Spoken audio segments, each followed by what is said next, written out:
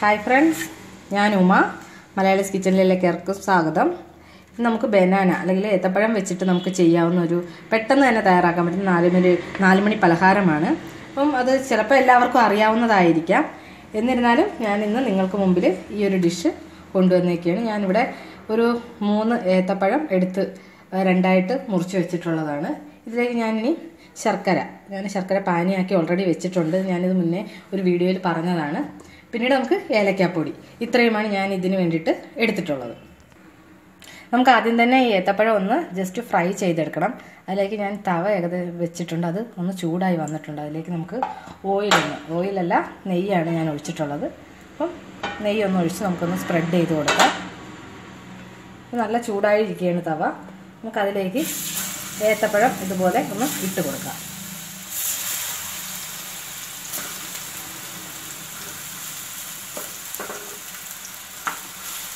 രണ്ട് സൈഡ് നമുക്ക് ഏത്തപ്പഴം തിരിച്ച് മറിച്ചിട്ടൊന്ന് ബ്രൗൺ നിറം ആകുന്നത് വരെ ഒന്ന് മുരിച്ചെടുക്കാം.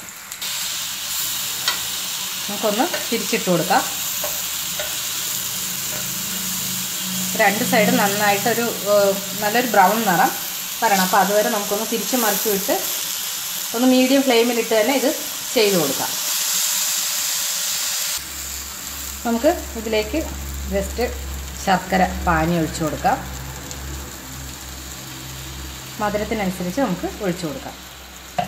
അപ്പോൾ ഇതിനെയും ശർക്കര പാനിയിൽ കടന്നൊന്ന് മെൽറ്റായിട്ട് ഇതൊന്ന് നമ്മുടെ ശർക്കര പാനി ഒന്ന് ലൂസാവും. അത് കഴിഞ്ഞൊന്ന് ടൈറ്റായിട്ട് നമ്മുടെ ഈ പഴത്തിൻ്റെ പീസിലെല്ലാം ഒന്ന് കോട്ട് ചെയ്ത് നല്ലൊരു കോട്ടിംഗ് ആയിട്ട് വരണം. അപ്പോൾ അതിന് കുറച്ച് ടൈം എടുക്കും. നമുക്കതുവരെ ഒന്ന് വെയിറ്റ് ചെയ്യാം. ശർക്കര നന്നായിട്ടൊന്ന് ഉരുകി അതിനകത്ത് നമുക്ക് നല്ലൊരു ടൈറ്റായിട്ടുള്ളൊരു കോട്ടിങ് ആവാൻ തുടങ്ങിയിട്ടുണ്ട്.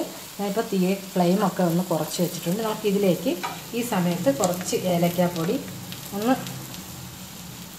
ജസ്റ്റ് ഒരു പിഞ്ചോളം ഏലക്കാപ്പൊടി നമുക്കിതിലോട്ട് ഒന്ന് ഇട്ട് കൊടുക്കാം. അതിൻ്റെ ഒരു ഫ്ലേവറിന് വേണ്ടിയിട്ടാണ്. ഇത് കുട്ടികൾക്കൊക്കെ ഇപ്പോൾ ഏത്തപ്പഴം കഴിക്കാൻ ഇഷ്ടമല്ലാത്തവർക്ക് ജസ്റ്റ് നിങ്ങൾക്ക് ഇങ്ങനെ ഒന്ന് ട്രൈ ചെയ്ത് നോക്കാം.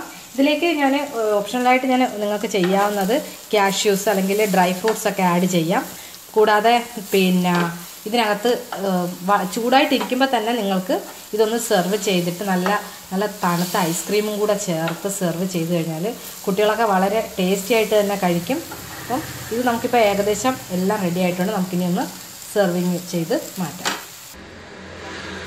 ഞാനിപ്പോൾ ഇതിൻ്റെ മുകളിൽ കൂടെ കുറച്ച് പഞ്ചസാര, കുറച്ചെന്ന് വെച്ച് കഴിഞ്ഞാൽ എൻ്റെ കയ്യിൽ ഒരു 1-2 പിഞ്ച് ഞാൻ പഞ്ചസാരയും കൂടെ വിതറിയിട്ടുണ്ട്. കുട്ടികൾക്ക് കൊടുക്കുമ്പോൾ നിങ്ങൾക്ക് ഇത് ഹണിയും കൂടി ആഡ് ചെയ്ത് കൊടുത്തു കഴിഞ്ഞാൽ അവർ വളരെ ടേസ്റ്റി ആയിട്ട് തന്നെ കഴിക്കും.